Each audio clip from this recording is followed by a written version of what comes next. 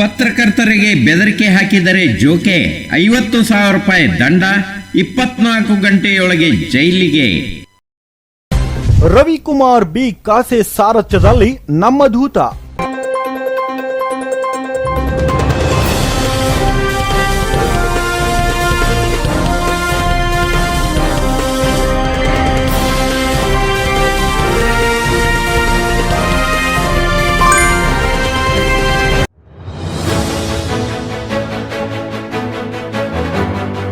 Reporters without border ಸಂಸ್ಥೆಯು 2020ನೇ ಸಾಲಿನ ಮಾಧ್ಯಮ ಸ್ವಾತಂತ್ರ್ಯದ ಸೂಚ್ಯಂಕವನ್ನು ಬಿಡುಗಡೆ ಮಾಡಿತು. ಅದರಲ್ಲಿ ಭಾರತ 105 ರ್ಯಾಂಕ್ನಲ್ಲಿತ್ತು. ಭಾರತದಲ್ಲಿ ಮಾಧ್ಯಮ ಸ್ವಾತಂತ್ರ್ಯವು ಶೋಚನೀಯವಾಗಿದೆ ಎಂದು ಅಭಿಪ್ರಾಯಪಟ್ಟಿತು. ದೇಶದಲ್ಲಿ ಮಾಧ್ಯಮ ಪ್ರತಿನಿಧಿಗಳ ಮೇಲೆ ಹಲ್ಲೆಗಳು ನಡೆದಿವೆ. ಭಾರತವು ನರೇಂದ್ರ ಮೋದಿ ಆಳ್ವಿಕೆಯಲ್ಲಿರುವ ಜಗತ್ತಿನ ಅತ್ಯಂತ ದೊಡ್ಡ ಪ್ರಜಾಪ್ರಭುತ್ವದ ಮಾಧ್ಯಮ ಸ್ವಾತಂತ್ರ್ಯವನ್ನು ಬಿಕ್ಕಟ್ಟಿಗೆ ತಳ್ಳಿದೆ ಎಂದು ವರದಿಯಲ್ಲಿ ತಿಳಿಸಿತ್ತು.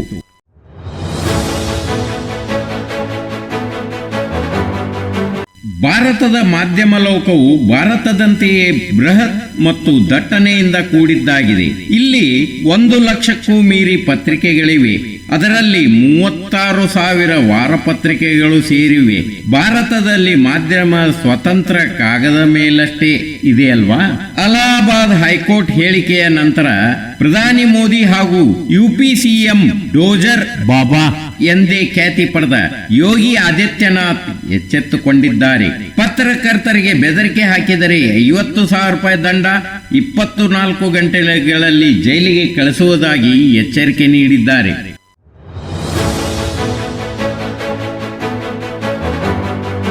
ಭಾರತದಲ್ಲಿ ಪತ್ರಿಕೋದ್ಯಮವು ಬಿಕ್ಕಟ್ಟಿನ ಅವಧಿಯನ್ನು ಎದುರಿಸುತ್ತಿದೆ. ಸತ್ಯದ ಧ್ವನಿ ಎತ್ತುವ ಪತ್ರಕರ್ತರ ಮೇಲಿನ ಹಲ್ಲೆಗಳು ದಿನದಿಂದ ದಿನಕ್ಕೆ ಹೆಚ್ಚಾಗುತ್ತಿವೆ. ಪತ್ರಕರ್ತರ ಸುರಕ್ಷತೆಯ ವಿಚಾರದಲ್ಲಿ ಭಾರತ ಅತ್ಯಂತ ಅಪಾಯಕಾರಿ ರಾಷ್ಟ್ರಗಳ ಸ್ಥಾನದಲ್ಲಿದೆ.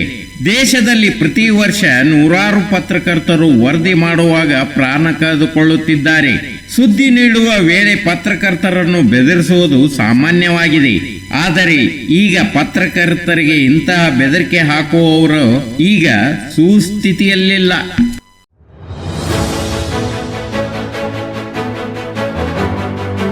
ಈಗ ಯಾರಾದರೂ ಪತ್ರಕರ್ತರೊಂದಿಗೆ ಅನುಚಿತವಾಗಿ ವರ್ತಿಸಿದರೆ ಜೈಲಿಗೆ ಹೋಗಬೇಕಾಗಬಹುದು.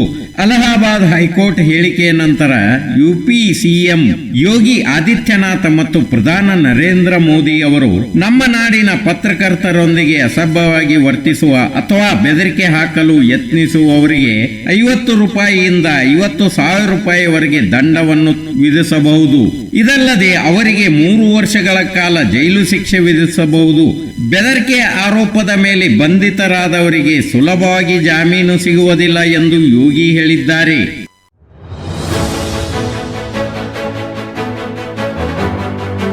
ಆದ್ದರಿಂದ ಪತ್ರಕರ್ತರ ಜೊತೆ ಯಾವುದೇ ರೀತಿಯ ಅಸಭ್ಯ ವರ್ತನೆ ಮಾಡಬೇಡಿ ಮತ್ತು ಪತ್ರಕರ್ತರಿಗೆ ಗೌರವ ಕೊಡುವ ಕೆಲಸ ಮಾಡಬೇಕು. ಇತ್ತೀಚೆಗೆ ಮಹಾರಾಷ್ಟ್ರದಲ್ಲಿ ಮಾಧ್ಯಮದವರ ಮೇಲೆ ಯಾವುದೇ ರೀತಿಯ ಹಿಂಸಾಚಾರ ಅಥವಾ ಮಾಧ್ಯಮದವರ ಮೇಲೆ ಮತ್ತು ಮಾಧ್ಯಮ ಸಂಸ್ಥೆಗಳ ಆಸ್ತಿಪಾಸ್ತಿಗೆ ಹಾನಿಯಾದ ಪ್ರಕರಣಗಳು ಹೆಚ್ಚಾಗಿ ಬೆಳಕಿಗೆ ಬಂದಿವೆ. ಯಾವುದೇ ಪತ್ರಕರ್ತರಿಗೆ ಯಾವುದೇ ರೀತಿಯ ಸಮಸ್ಯೆ ಎದುರಾದರೆ ಕೂಡಲೇ ಅವರನ್ನು ಸಂಪರ್ಕಿಸಿ. ನಿಮಗೆ ಬೆದರಿಕೆ ಹಾಕುವವರನ್ನು 24 ಗಂಟೆಯೊಳಗೆ ಜೈಲಿಗೆ ಕಳಿಸಲಾಗುವುದು ಎಂದು ಸಿಎಂ ಯೋಗಿ ಆದಿತ್ಯನಾಥ್ ಹೇಳಿದ್ದಾರೆ.